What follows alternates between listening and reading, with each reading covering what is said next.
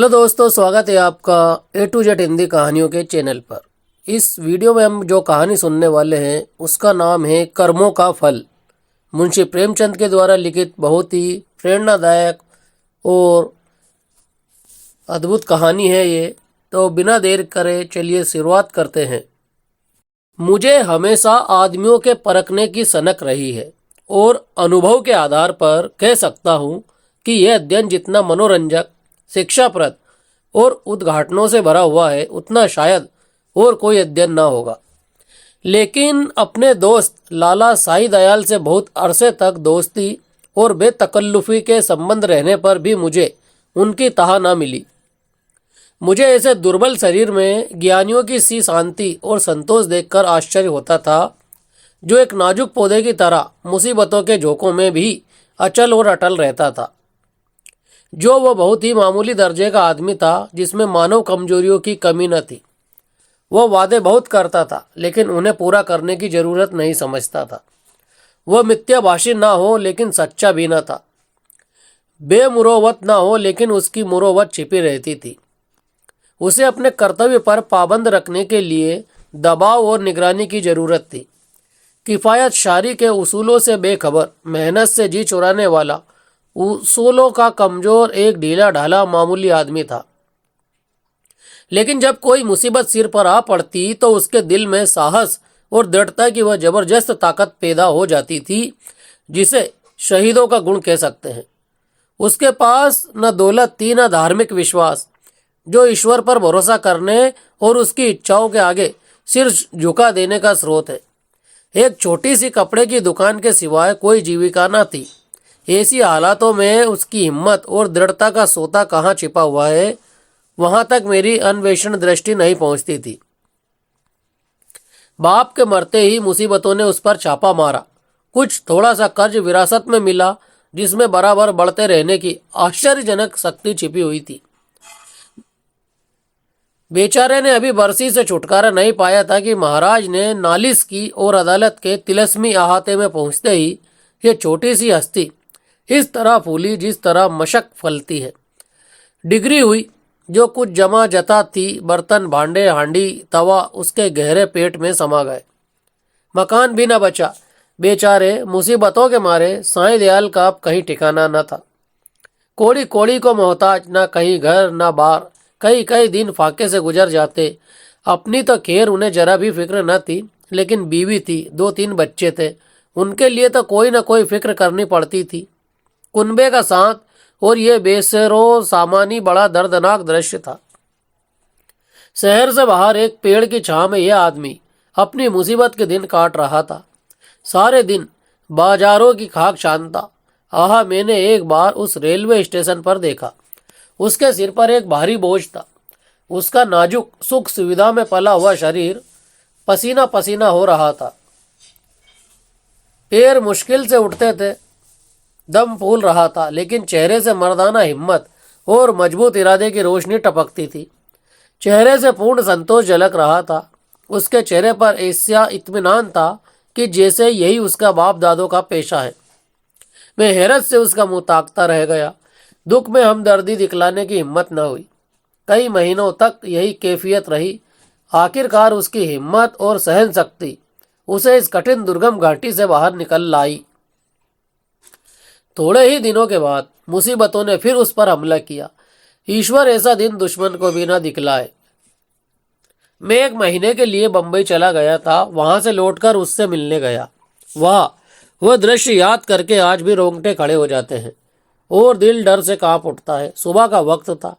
मैंने दरवाजे पर आवाज दी और हमेशा की तरह बेतकल्लुफ अंदर चला गया, मगर वहां साईं दयाल का वह हंसमुख चेहरा, जिस पर मर्दाना हिम्मत की ताजगी झलकती थी, नजर न आया।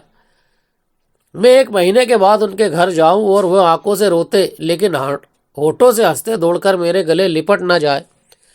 जरूर कोई आफत है। उसकी बीवी सिर झुकाए आई और मुझे उसके कमरे में ले गई। मेरा दिल बैठ गया। साईं दयाल एक चारपाई पर मेले कुचेले कपड़े लपेटे, आंखें बंद किए पड़ा दर्द से करहा रहा था। जिस्म और बिछोने पर मक्खियों के गुच्छे बैठे हुए थे। आहट पाते ही उसने मेरी तरफ देखा। मेरे जिगर के टुकड़े हो गए। हड्डियों का ढांचा रह गया था। दुर्बलता की इससे ज्यादा सच्ची और करुण तस्वीर नहीं हो सकती थी। उसकी बीवी ने मेरी तरफ निराशा भरी आंखों से देखा। मेरी आंसू भर आए। उस सिमटे हुए ढांचे में बीमारी को भी मुश्किल से जगह मिलती होगी, जिंदगी का क्या जिक्र। आखिर मैंने धीरे पुकारा। आवाज सुनते हुए बड़ी बड़ी आंखें खुल गई, लेकिन उनमें पीड़ा और शोक के आंसू न थे। संतोष और ईश्वर पर भरोसे की रोशनी थी।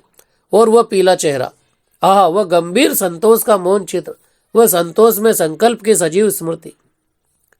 उसके पीलेपन में मर्दाना हिम्मत की लाली झलकती थी। मैं उसकी सूरत देखकर घबरा गया। क्या यह बुझते हुए चिराग की आखिरी झलक तो नहीं है? मेरी सहमी हुई सूरत देखकर वह मुस्कुराया और बहुत धीमी आवाज में बोला, तुम ऐसे उदास क्यों हो? ये सब मेरे कर्मों का फल। मगर कुछ अजब बदकिस्मत आदमी था।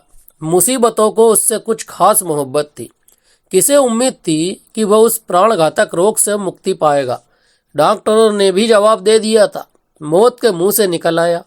अगर भविष्य का जरा भी ज्ञान होता तो सबसे पहले मैं उसे जहर दे देता। उस शोकपूर्ण घटना को याद करके कलेजा मुंह को आता है।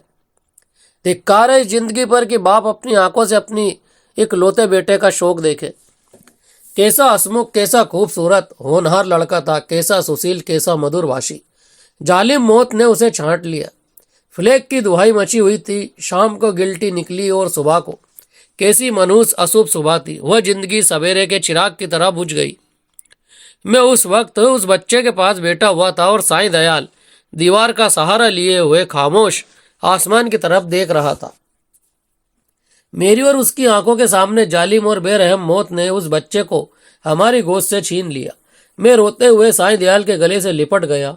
सारे घर में कोहराम मचा हुआ था। बेचारी माँ पचाड़े खा रही थी। बहनें दौड़ दौड़ कर भाई की लाश से लिपटती थी। और जरा देर के लिए ईर्ष्या ने भी संवेदना के आगे सिर झुका दिया था। मोहल्ले की औरतों को आंसू बहाने के लिए दिल पर जोर डालने की जरूरत न थी। जब मेरे आंसू थमे तो मैंने साईं दयाल की तरफ देखा। आंखों में तो आंसू भरे हुए थे। संतोष का आंखों पर कोई बस नहीं, लेकिन चेहरे पर मर्दाना दृढ़ता और समर्पण का रंग स्पष्ट था। इस दुख की बाढ़ और तूफानों में शांति की नैया उसके दिल को डुबाने से बचाए हुए थी। इस दृश्य ने मुझे चकित नहीं, स्तंभित कर दिया। संभावनाओं की सीमाएं कितनी ही व्यापक हो, ऐसी हृदय द्रविक स्थिति में होश हवास और इत्मीनान को कायम रखना उन सीमाओं से परे है। लेकिन इस दृष्टि से साईं दयाल मानव नहीं, अति मानव था।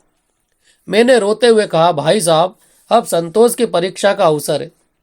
उसने दृढ़ता से उत्तर दिया, हाँ, ये कर्मों का फल है। मैं एक बार फिर भौचक होकर उसका मुंह ताकने लगा।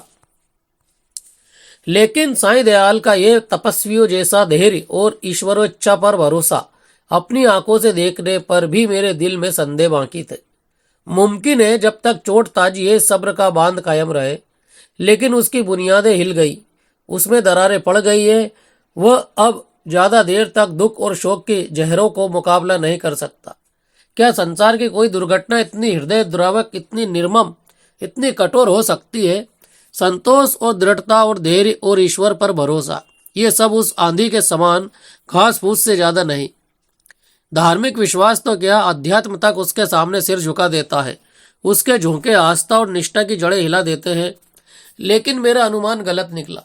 साईं दयाल ने धीरज को हाथ से न जाने दिया। वो बदस्तूर जिंदगी के कामों में लग गया।